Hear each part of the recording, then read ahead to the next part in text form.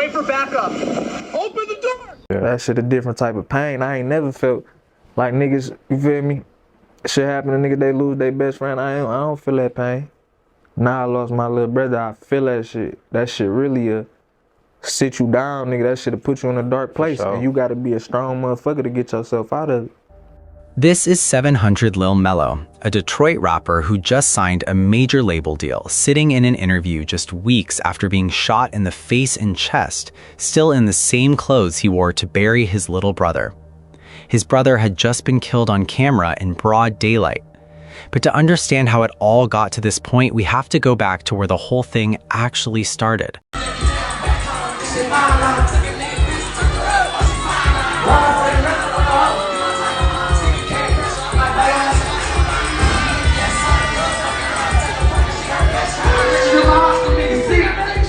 But she like, boy, you turn me on, I can't leave you alone. I get that pussy and I'm gone, I can't be here long. I touch that bitch, I'm off for 30. She like, what you want? I must come and put that pussy on me, like right now. And it started with a girl named Deanna who never made it back inside from unloading groceries. To understand this story, you need to understand where these people came from and what kind of world shaped them before any of the violence even started. 700 Lil Mello is a rapper from Detroit's East Side. His real name is Romello Johnson, and he reps the 700 crew, also called Wax Gang or 4GTMT, which is part of a younger generation coming under the 5'5" 7 Mile Bloods, one of the most rooted street organizations in Detroit. The 7 Mile Bloods have been operating since around 2003 in the stretch of city between 7 Mile and 8 Mile roads, east of Gratiot Avenue. This is a part of town they called the Red Zone, and in graffiti across the neighborhood, 4820 Die. Over the years, younger groups grew out of that same ground, and the 700 crew was one of them, bringing rap, social media, and street violence into a loop that kept feeding itself. Mello's little brother, Dion Davis, or 700 Dion in the streets, and he was right in the thick of the crew's business from a young age. By 17, he was already catching cases. In August of 2020, he was charged in connection with a fatal drag racing incident in the East 7 Mile area, where a mother of 7 was killed when the car he was allegedly in crashed during a police chase. He was also tied to other felony cases around that same period in Wayne and Macomb counties. By the time he was 18, he already had multiple open cases hanging over him, and he was still very much in the street. The family also had a sister, and her name was Deanna Janae Davis, and she was 18 years old. On the evening of January 22, 2021, Deanna and her 19-year-old friend Tajane Jasmine Holloway were coming back to the Wellington Crescent apartments in Clinton Township just outside Detroit after a grocery run, and both of them lived there at the complex. They were in the parking lot pulling bags from the car when 2 men in a stolen black Dodge Charger opened fire on them. They fired close to 40 rounds from an AR-15 rifle and a .45 caliber handgun aimed at 2 unarmed young women with no warning and no way to escape. There was an 18-month-old baby in the car who was not hit.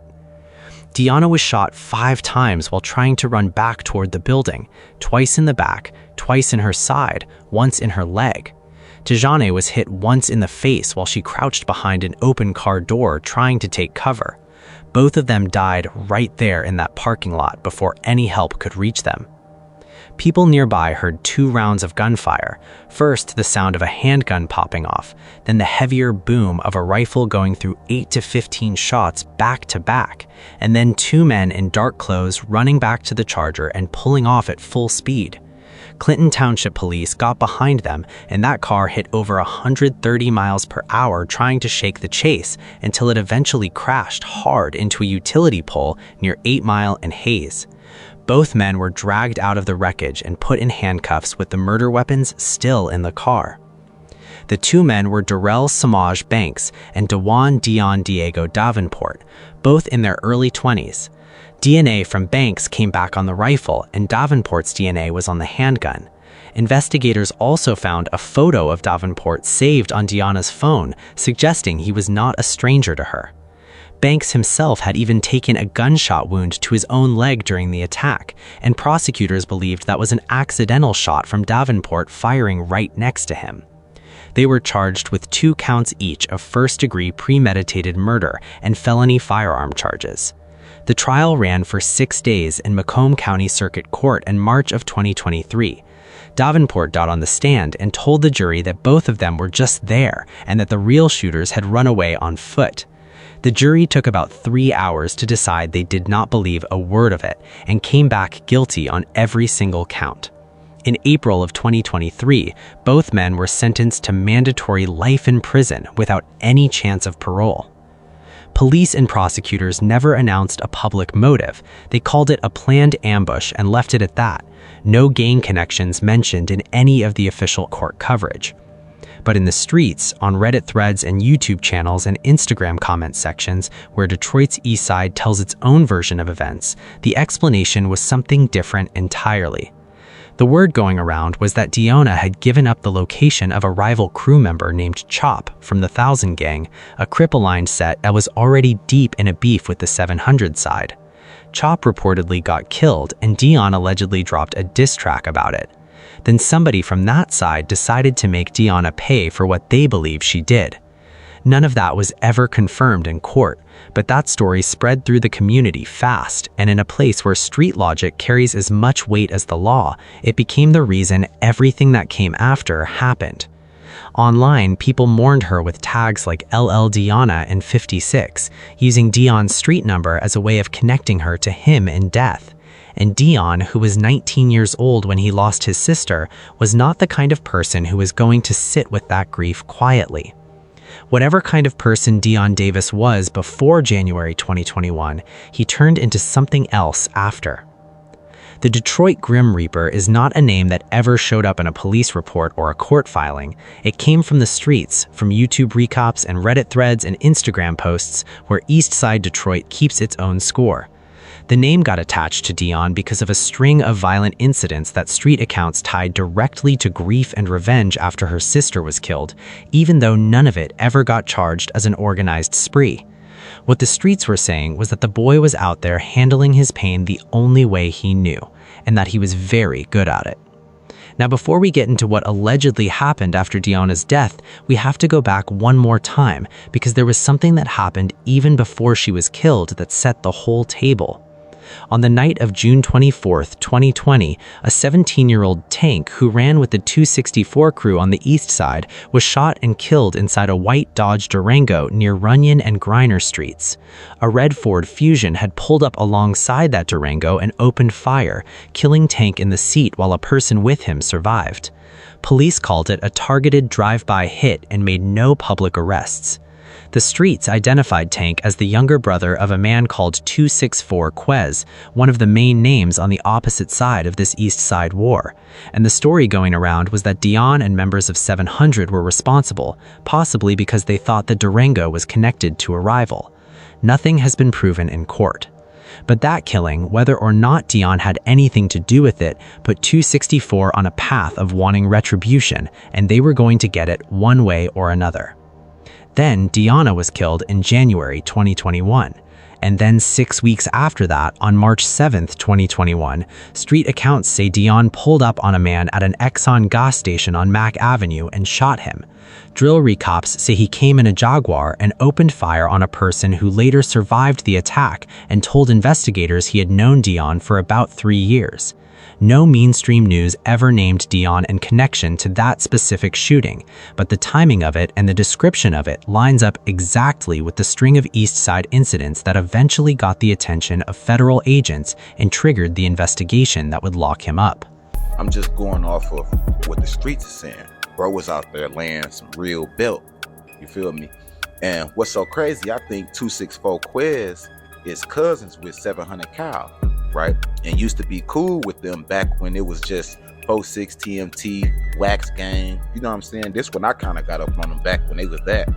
So I'm not sure how they all fell out for real. All I know is after this murder, Dion would be top op and would end up getting caught lacking by SDK members, WAP and Twin, right? After they stalked and waited for him to pull up. they would open fire from an SS Trailblazer. You know what I'm saying? A 6.2 joint. It was either a 6.1 or a 6.2. You can hear the engine. You can hear it like they was pushing something for real. And they would see him hit the block in the white Jeep. You feel me? And they'll open fire, causing him to kind of swerve off the road. He'll swerve over on the curb, jump out and take off running, right? And I'm guessing he would try to run down the alley and jump over a gate, and he would be stuck. And them dudes would jump out on feet running up the block, bro. They jumped out on feet running up the block and would catch him on the gate and would unload on him. You feel me? Unaliving him at the scene.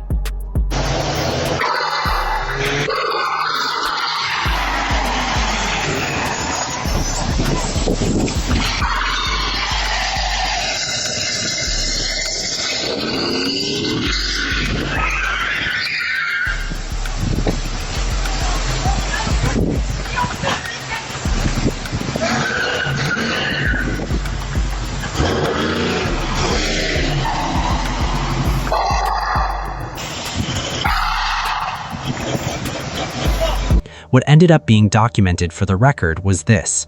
On April 25th of 2021, Dion went live on Instagram holding a Glock with an autosear fitted to it, a device that makes the gun fire automatically like a machine gun, and federal agents saw it and moved quickly.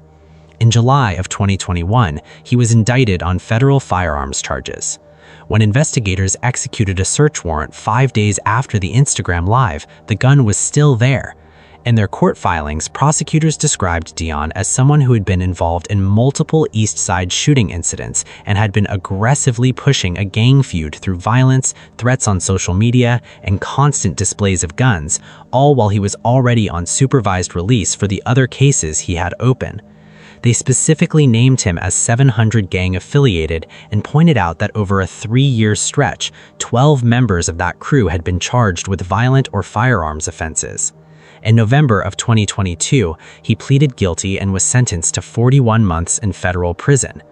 No court ever charged him with a killing spree, but the streets had already settled on what to call him, and the name was the Grim Reaper, because to the people keeping score on the East Side, the pattern spoke for itself. He served his time, and he came home in the middle of 2025, back into the middle of the world he had left behind, and with all the same enemies still out there waiting. Dion Davis had been home from federal prison for only a matter of weeks when it happened. On August 6, 2025, in the middle of the day on Corville Street on Detroit's East Side, Dion was ambushed. Street accounts say his location had gotten out through an Instagram post, which is exactly the kind of thing that the Detroit News documented as far back as 2018 when they covered how the 7 Mile Bloods used social media location tags to track and hit rivals. Multiple men and vehicles rolled up on him and started chasing him through the block. He ran on foot and tried to jump a fence to get away from them, but did not make it. He got cornered and was shot to death right there in broad daylight with cameras rolling. The footage spread across Instagram, TikTok, and YouTube within hours. As of April 2026, Detroit police have not announced a single arrest in connection with his murder. His crew was shaken, his family was broken, and a repass was planned. For people who may not know, a repass is the gathering after a funeral or family and friends come together to eat, share memories, and mourn the person they lost, and it is supposed to be a moment of peace in the middle of grief. On or around August 19th, Dion's people gathered at Latham Playground near East Warren and Gratiot on the east side to do exactly that, to be together after burying him. But instead, cars drove up and opened fire on the crowd. Over 126 shots were fired into a group of people who were there to mourn, leaving 2 women seriously wounded. A rapper named Band Gang Boom, whose real name was Daniel Avery, was killed at that repass, even though he had no involvement in the East Side War between 700 and their rivals, and was simply in the wrong place at the wrong time. His mother told local news that her son was a kind person who lost his life because of a war that had nothing to do with him. During a repass of Dion Davis, it would be rumored that 264 members would slide, and instead of hitting 700 members, they would end up killing Bang Gang Boom, who had basically been in the wrong place at the wrong time, bro. You know what I'm saying? He had nothing to do with the war on the east side. In some time around that same period, while Mello was still in funeral clothes, somebody pulled up on him and shot him in the face and in the chest. He described the moment in his own words, and there is no way to summarize it better than how he said it. I ain't even know at first, you know what I'm saying? Until I look over and see my whole window gone, you know what I'm saying? So I'm like, what the f? Then I just feel my face, the whole side of my shit felt like it was gone. I tell people all the time, I done lost people. I done lost big brothers, like, that shit hurt. But I lost my brother, like I lost a nigga that'll be on side of me right now. That shit hurt. Yeah. That shit a different type of pain. I ain't never felt like niggas, you feel me? Shit happen to niggas, they lose their best friend. I don't feel that pain. Now I lost my little brother, I feel that shit. His 2-week-old son was in that car. His baby's mother was in the car screaming. He described staying calm while blood covered him, talking himself through it, looking up a hospital on his phone because the nearest one was 20 minutes away, and his boy got them there in about 7 minutes. He survived and was taken in as stable and recovered well enough that the doctors were surprised to find him sitting up and talking when they expected him to be barely conscious. Like I was still up, but I'm like in shock. You feel me? Like bro got shot too. Like a nigga I ain't even know at first, you know what I'm saying? Until I look over and see my whole window gone. You know what I'm saying? So I'm like, what the fuck? Then I just feel my face, the whole side of my shit felt like it was gone. I look down, blood everywhere on me. But I'm telling myself like, nah, this ain't your time. You know what I'm saying? I'm coaching myself through the shit, like I ain't panicking. And then I'm coaching myself. And then I had my son in the car. You know what I'm saying? My baby boy, he was 2 weeks old. Through all of this, he had just signed a deal. He told the Floor magazine that around January of the year before, practically every label in the industry was calling his phone, and he turned down more money than most people would have walked away from to sign with 10K, which operates through Atlantic Records, because of what they were building beyond just the bag. He said something an OG told him in the feds had stayed with him ever since. One thing I learned this in the feds is like relationship over profit. You know what I'm saying? For sure, like for sure. OG told me that, and that shit stuck with me for real. And yet there he was, label deal in hand, new baby 2 weeks old, fresh out of burying the person he called his best friend, his right hand, his little brother, and he had just taken bullets to his face. Honestly, that shit, you feel me, nigga been going through so much shit while all the good shit happening, like I ain't even got the chance to enjoy it, you know what I'm saying? Yeah. But all the love feel good though, you know what I'm saying? Cause it's a lot of motherfuckers that hate on me. They don't want to see me successful, you know what I'm saying? When he talked about losing Dion, he was honest about how badly it broke something in him. That shit hurt. Yeah. That shit a different type of pain. I ain't never felt like niggas, you feel me? Shit happen to niggas, they lose their best friend. I don't feel that pain. Now I lost my little brother, I feel that shit. That shit really sit you down, nigga. That shit'll put you in. Still was going to make everything worse, so he tried to record. He and his producer used to knock out 5 songs a day at minimum. After losing Dion, he could not finish one. Banks and Davenport, the 2 men who walked up on Dion and Dejan in that parking lot in 2021 and shot them both dead, are serving mandatory life in prison. And in February of 2025, the Michigan Supreme Court sent the cases back for resentencing under a newer ruling about how life sentences get calculated in Michigan. But both men's convictions are untouched, and neither of them is coming home. As for who killed Dion on Corville Street, nobody has been charged. As for who drove up on that repass and shot Band Gang Boom dead in front of his family and friends, nobody has been charged. As for who put bullets in Lil Mello's face while his 2-week-old son was in the seat next to him, nobody has been charged. What is certain is that a girl named Deanna Davis was shot down in a parking lot in January of 2021, and almost everybody whose life touched hers has been changed forever because of it, most of them in ways that cannot be undone. What do you think about this cycle of death? Let me know in the comments section.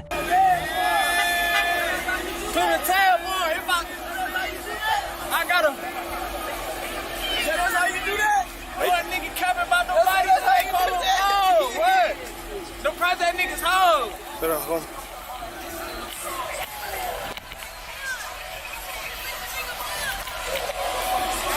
We not done. You say not done, but watch me. They do what I say.